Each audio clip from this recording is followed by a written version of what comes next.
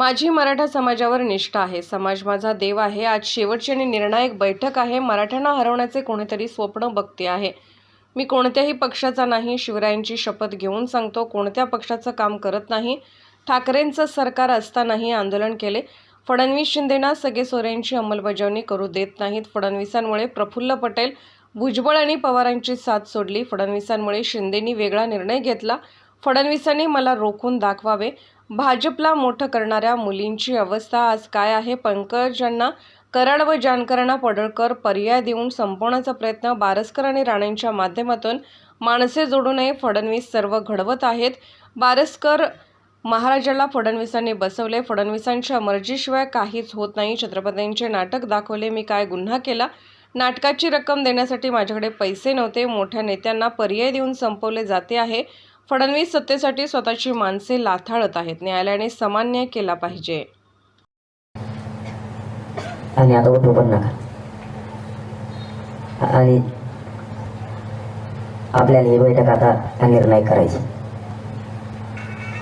मी समाजाचा ना नेता म्हणून करतो ना नेतृत्व म्हणून, आणि म्हणून हे घडले. मी जर स्वार्थी असतो, लबाड लुचाडणार असतो, तिथून मागच उघडा पडलो असतो. म्हणजे 17-18 वर्षातच कशाच्या ना कशाच्या निमित्ताने माणूस उघडा पडतो. मी मात्र एक सामान्य म्हणून तुमच्यासाठी काम करतोय आणि निष्ठा आहे म्हणून करतो. निष्ठा असल्याशिवाय देवाची सुद्धा मोजभक्ती नाही करू शकत. निष्ठा असली तरच देवाची म्हणून त्याच्या देवावर निष्ठा आहे त्याच्यावरच भक्ती करू शकतो. तसं माझा देव समाज आहे आणि समाजावर माझी निष्ठा आहे, म्हणून मी त्यांना मायबाप मानले आहे. आणि एक मुलगा म्हणून किंवा एक गरीब घरातला पोरगा म्हणून जितकी ताकदीनं सेवा करते तितकी करतो. ही निर्णायक बैठक आपल्याला घ्यावी लागली.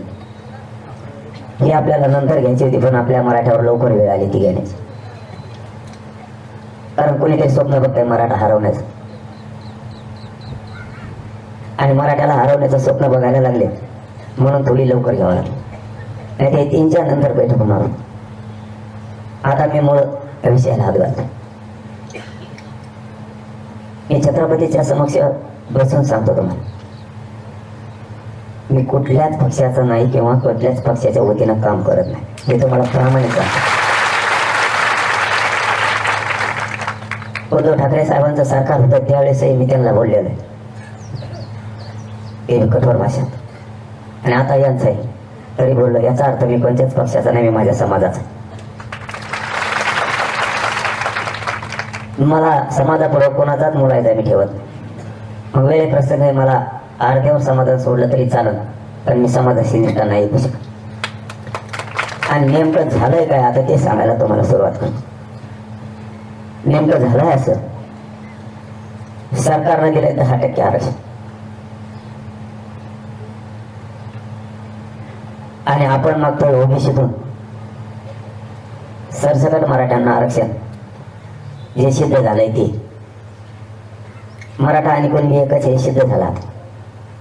तुम्हाला ते सरसकट द्यायचं नसेल तर ज्या मराठ्यांचे नोंद सापडले नाही त्यांच्यासाठी सगळ्या सोयऱ्यांचा कायदा पारित करा, हे द्या. आपण अशी मागणी केली, त्यांच्याच म्हणण्यावर केलेली. त्यांनीच आपल्याला सांगितलं होतं सरसकट ते देत नाहीत, त्यांचा विरोध आहे. मग आपण नवीन पर्यायी शब्द काढू. पर्यायी शब्द सगळ्या सोयऱ्यांचा आपण आणि सरकारनं मिळून याच्या शब्द काढला. पण झालंय असं, हे सगळं काय घडून येते ना. मी पुन्हा सांगतो, मी कोणत्याच पक्षाचा विरोध म्हणून करत नाही, पण आज सगळंचे सगळं खरं बोलावं लागतं. फक्त त्यातले शब्द समजून घ्या. हे सगळं करतोय तो फक्त एकटा देवेंद्र फडणवीस. मला जे घेरलंय ना, तुम्ही शब्द ना शब्द फक्त समजून घ्या सांगितलं ना तुम्हाला. तुम्ही गोंधळ आरड्याची बैठक नाही, ही निर्णायक बैठक. मी आज टोकाचा निर्णय घेणार आहे, म्हणून तुम्ही हे नुसतं घोषणा टाळ्या नकोय. समाज आज कोणत्या दिशेला आहे आणि उद्या यांना कोणत्या दिशेला न्यायचा आहे आणि आपण कोणत्या दिशेला आणलो हे समजून घ्या. मराठ्यांचा दरारा पुन्हा एकदा राज्यावर निर्माण झाला, आणि हे दरारा संपवायचं त्यांचं स्वप्न आहे. संपवायचं तर मराठ्याच्याच हातात संपवायचं, आणि 10% मराठ्यावर लादायचं काही करू, आणि हे पोरग ऐकतच नाही. हे पोरग एक तर संपलं पाहिजे, नाही त्याचा गेम तरी करावा लागत, नसता याला बदनाम तरी करावं लागत, नसता याला उपोषणात मरू द्यावं लागेल म्हणून 16 दिवस उघडा, नसता याचं काहीतरी करून कमायना, पॉयझन देऊन कमायना सलाईनमधून, म्हणून मी परवा रात्री सलाईन सुद्धा बंद केली. किंवा याचा एन्काउंटर तरी करावं लागेल. हे देवेंद्र फडणवीसचं स्वप्न आहे, हे देवेंद्र फडणवीसला वाटतं. आणि मी आज सगळंच तुम्हाला सविस्तर सांगणार आहे.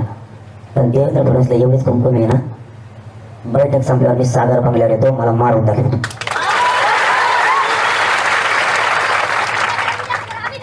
तुला माझा बळी घ्यायचा आहे ना, तुला माझा बळी पाहिजे ना, मी तुझ्या सागर बंगल्यावर होतो की माझा बळी. पण समाजाची इमानदारी मी नाही येऊ शकत. समाजाला ओबीसीतून आरक्षण पाहिजे, तेच घ्यायचंय, येणार आहे. 10% नाही हात लावून.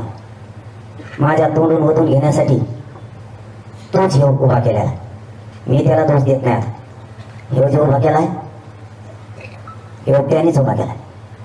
मुंबईत बसून हे देवेंद्र फडणवीसनेच हटवलेले. तिथून उतरून पत्रकार परिषदा, पत्रकार बांधवावर आणि मीडियावर एवढं दबाव आहे की बच्चू कडूंचा कार्यकर्ता आहे तो. बच्चू कडूला इतक्या दिव्याला दाखवलं नसेल इतकं त्याला दाखवलं, शब्द ना शब्द, सेकंद सेकंद मीडिया दाखवलं. हे फक्त देवेंद्र फडणवीसचा हात याच्या पाठी. त्याला सगळी ताकद दिली, आपल्या सगळ्या गोष्टी बाहेर काढा, हे फक्त देवेंद्र फडणवीसचं काम. त्याच्यात काही समन्वय सुद्धा आहे. मुंबईचे 4-5 समन्वयक सुद्धा आहेत की ज्यांचे दुकानं बंद पडलेले आणि ते एकनाथ शिंदे साहेबाच्या आजूबाजूला फिरतात. वेळ आले ते त्यांचं सुद्धा नाव घेणार आहे, बिगर मिशावाले. ते सुद्धा त्याचं पालन पोषण करतात. शिंदे साहेबाचा एक प्रवक्ता सुद्धा त्याच्या सोबत आहे आजूबाजूला. यांनी त्याला उभा केलाय. नारायण राणेंनी काल आमच्या गेवराई तालुक्यातल्या 2 आणि अंबड तालुक्यातल्या 1 जण उचलून गेले. त्यांच्या माध्यमातून सुद्धा आता प्रेस सुरू होणार आहे थोड्या वेळा, मला बदनाम करण्यासाठी. तेही तिथे आहे मुंबईत. एखाद्या वेळेस आता घेतील प्रेस किंवा माझं झाल्यावर घेतील. असे हे जे बदनाम करणारे टोळी राज्यातली उभा केली. तुम्हाला याच्यातून एवढंच सांगतो, नारायण राणे साहेबाची हिंमत घेणे देवेंद्र फडणवीस साहेबचे म्हणले करू नको. तर हे सगळं देवेंद्र फडणवीस साहेबाचं षडयंत्र टोटल. तुम्ही आणखीन दिसायला तुम्ही सरकारचे निरोप माझ्याकडे घेऊन येत होते आणि मी तुम्हाला लाथाने ठोकीत होतो. आपल्यापेक्षा पैसा पद चलतच नाहीत माय बापा, चलून बी जाणार नाही आयुष्यभर. तुम्ही जर मी तुमच्या ऐकायला त्यांच्याकडून व्हायला गेले, तुमच्या सुद्धा पहिल्या आंदोलन सुरू झाल्यापासूनच्या सगळ्या रेकॉर्डिंग काढायला लागेल. कारण तुमचं काय हो तो आहे मटणात अंडे चुरगळून खाऊ का? तुला कोणी सांगितलं मटण तिखट झाल्यावर अंडे चुरगळून खाल्ल्यावर तिखट होत नाही म्हणून? तुला कोणी सांगितलं रे? आता मी ज्या घरी रोज राहतो, आता ते भाकर नाही खायला ना तर काय देणार मला 6 महिन्यापासून. आणि तुमच्या जेव्हा तुम्ही 13 तारीख दिली मार्च, एका रात्री देवेंद्र फडणवीसच्या सांगण्यात ऍडव्होकेट जनरल सराफ साहेब कोर्टात उभा राहिले आणि काल निर्णय झाला. ठोकणार का? न्यायालयाने कायद्यासारखा न्याय करावा तो आम्हाला मान्य. तुमचा शब्द आम्ही ऐकला, आम्ही गोळ्या औषध घेतले आणि सलाईन घेतले. मग एका रात्री त्याच न्यायालयानं 13 तारीख दिली होती. डबल एका रात्री तारीख बदलेली कसं काय? आणि याचिका करता साधारण नाही. साध्या याचिका करते सरकारला हस्तक्षेप करता येत नाही, त्याला सेपरेट याचिका करावी लागते. सरकारनं त्याला पुढे घातलं त्या हेगड्याला आणि त्याच्या हातून सरकारने याचिका आणि सुनावणी घेतली. किंवा अन्याय नाही का मराठ्या? आम्हाला न्याय देणार नसलं तर आम्ही कोणाकडे जायचं? सरकार आम्हाला न्याय नाही देत, आम्ही जायचं कोणाकडे? काय वाईट मागण्या केल्या? सरकारला अधिकार नसून 56 आमदार रात्रीत येत बसले. सगळ्यांनी मिळून ठरवलं,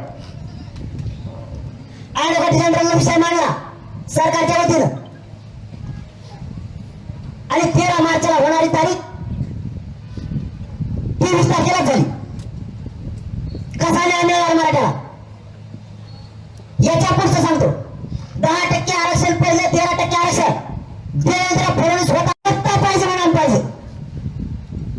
आणि आता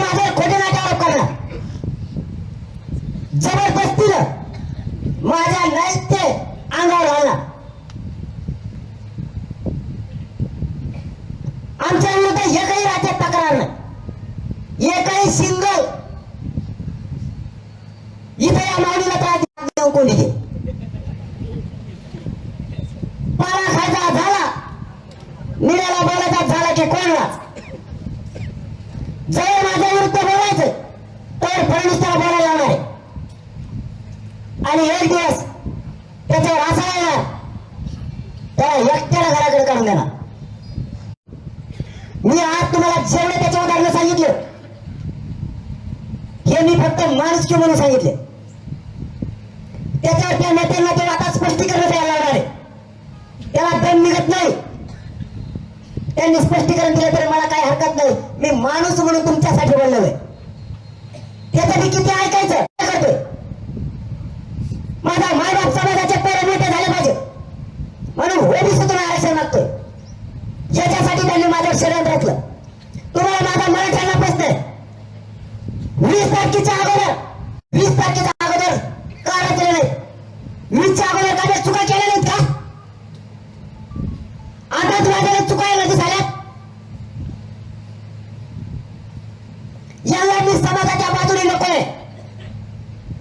याला माहिती कोणाला खरं बोलतंय.